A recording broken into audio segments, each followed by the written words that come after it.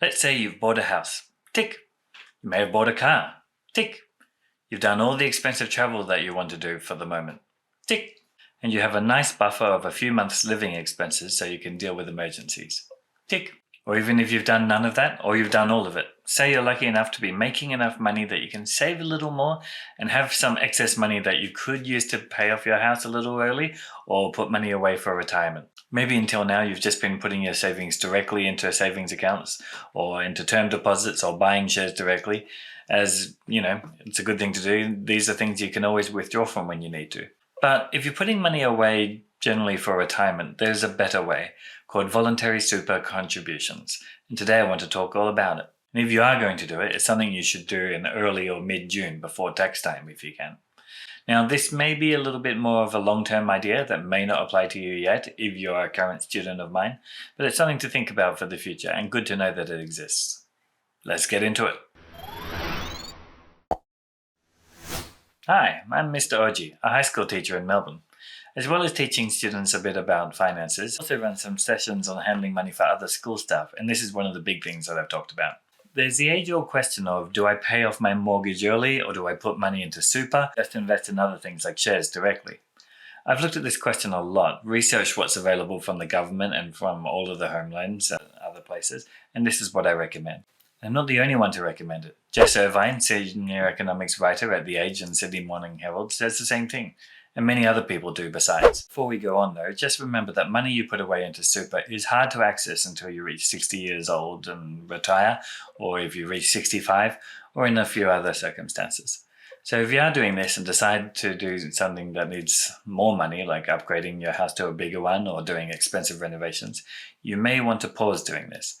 But you can do it beforehand and afterwards as well.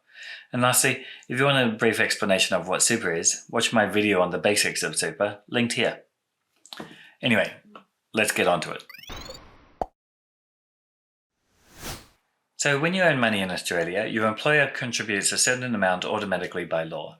This amount is 10% of your salary right now, but in July 2022, it's going to increase to 10.5%, and it will go up by 0.5% every year until 2025, when it will reach 12%. You can also put money into super yourself through what are called voluntary contributions or personal contributions. When you do this, you need to arrange it yourself, and I'll explain how to do that a little later. For now, let's look at the benefit of this. What are the benefits? The big thing is tax savings. Now, normally when you work and earn more than $18,200 income in a year, you will pay some tax. By the way, these figures are all true from the release of this video through to June 2023, but it may change after that. For the latest tax rates, please see the ATO website, and the link for that is in the description. So, the amount that you pay depends on the amount you earn, but you should know that from $18,201 onwards, the marginal tax rate is 19%. And if you earn $45,001 or more, the marginal tax rate is 32.5%. Now, this doesn't mean that you get taxed 19% or 32.5% on all your income, but it just means that you get taxed that much for money you earn above the previous threshold. Let's look at an example.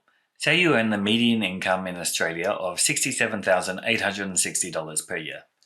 For the first $18,200, you pay no tax, just like everyone else. For the next $26,800 you earn, you pay 19 cents for every dollar that you earn. For this example, you'll be paying $5,092 in total. And because this is the tax bracket you're in, the remainder of the money you earn, which is $22,860, you pay 32.5 cents per dollar you earn. This works out to $7,429.50 for that section. So the total amount of tax that you pay altogether is $12,521.50.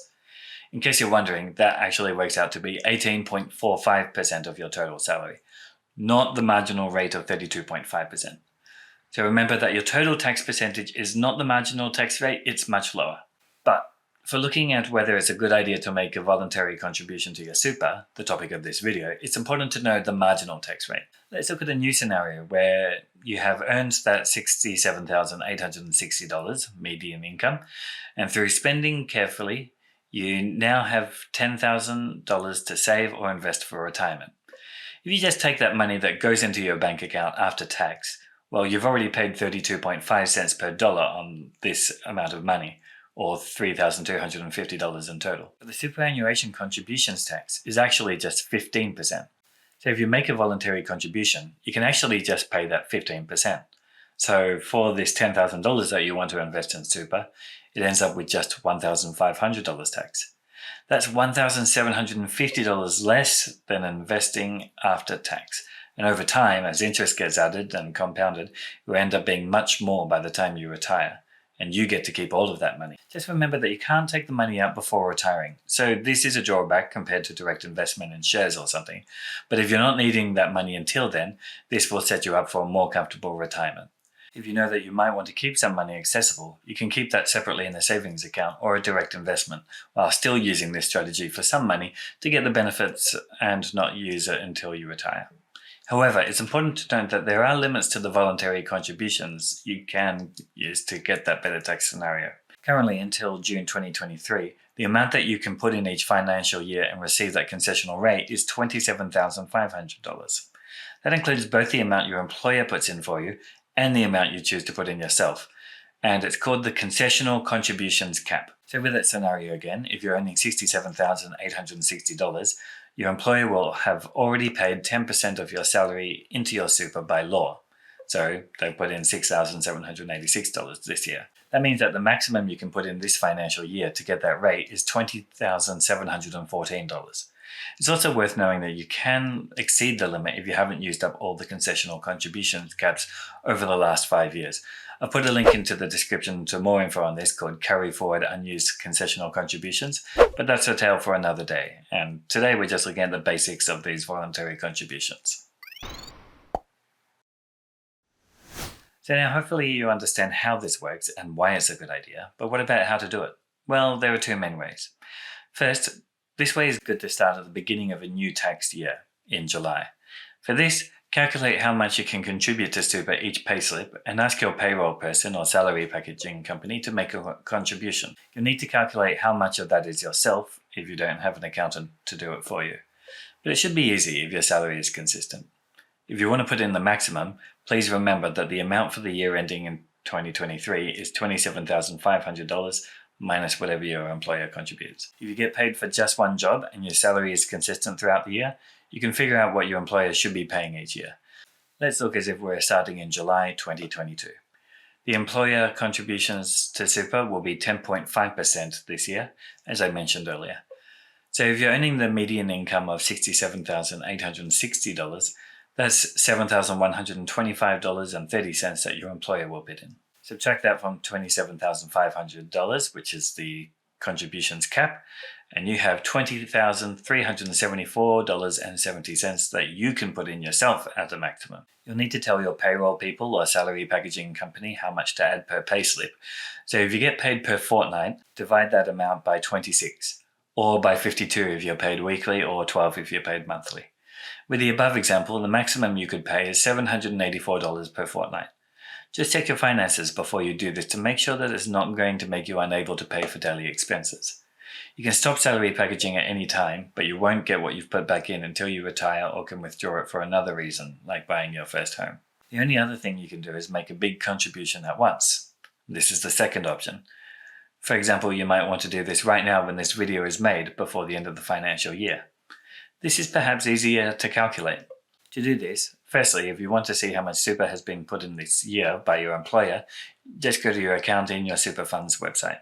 You should be able to see your transactions there and then how much your contributions are so far this financial year.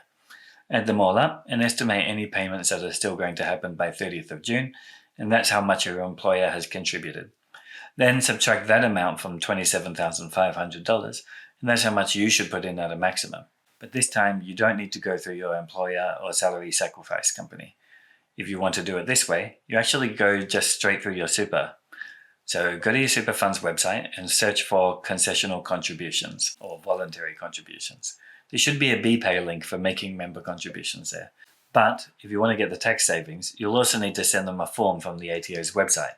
which is called Notice of Intent to Claim or Vary a Deduction for Personal Super Contributions. It's not a long or difficult form to fill in, despite that name, and the most difficult things you'll need are your member account number and the USI, or Unique Superannuation Identifier. You can just Google the name of your super fund and USI, and that number should then appear. Email that to your fund or submit it through your fund's account section in their site and transfer the money.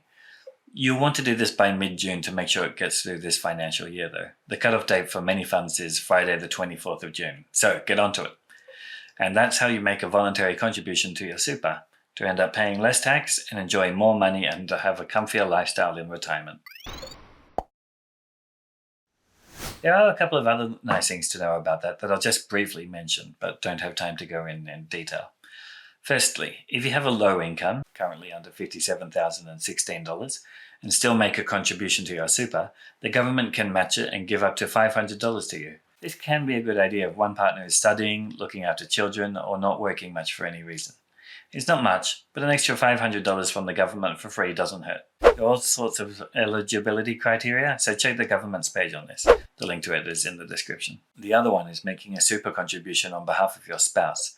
If you have a spouse and they earn a low income this year, it could be a good idea to contribute money from you to their super fund. Do that to get another tax offset for up to $540 per year. Again, there are lots of criteria, so check out the website with the link in the description. Well, that was a lot of info, but hopefully some of it was useful to you now or in the future. Superannuation is not particularly exciting, but making some contributions now will pay off in a big way once you retire. Do the thumbs and the comments and the subscriptions please, and tell a friend about this video if you found it useful and you think they may. And if you missed it, be sure to go back and check out the video on the basics of super. Thanks and see you next time.